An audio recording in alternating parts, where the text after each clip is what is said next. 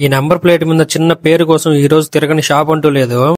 అసలు మ్యాటర్ ఏంటంటే 3 days నుంచి కాలేజ్ లేదని చెప్పేసి ఈ రోజైనా బయటకు వెళ్దామని చెప్పి స్నానం చేసి అయితే రెడీ అయ్యాను. నాకు ఎంత ఒళ్ళు బరువు అంటే ఉత్త ప్లేట్లు తింటే ఎక్కడ ప్లేట్ కడగాల్సి వస్తుందని చెప్పి పార్సల్ తెచ్చిన పేపర్ అలాగే ప్లేట్ లో పెట్టుకుని అయితే తినేసాను. ఇంకా నా నెంబర్ ప్లేట్ మీద నా యూట్యూబ్ ఐడి పేపిద్దామని చెప్పేసి నా చిన్న రాధాన్ని తీసుకుని అయితే స్టిక్కరింగ్ షాప్ దగ్గరికి అయితే బయలుదేరాను. ఫస్ట్ ఒక షాప్ దగ్గరికి అయితే వెళ్ళాము. అక్కడ ఓనర్ అయితే లేరు. సర్లే అని చెప్పేసి పక్కనే ఒక షాప్ ఉంటే ఇంకో షాప్ దగ్గరికి అయితే వెళ్ళాము. అక్కడ కూడా ఓనర్ అయితే లేరు.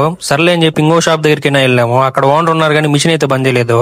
దరిద్రం ఏంటో కానీ ఇంకో షాప్ దగ్గరికి కూడా వెళ్ళాము. అప్పటికే ఆ అన్న మాత్రం 1:30 తర్వాత రండి అని చెప్పేశాడు.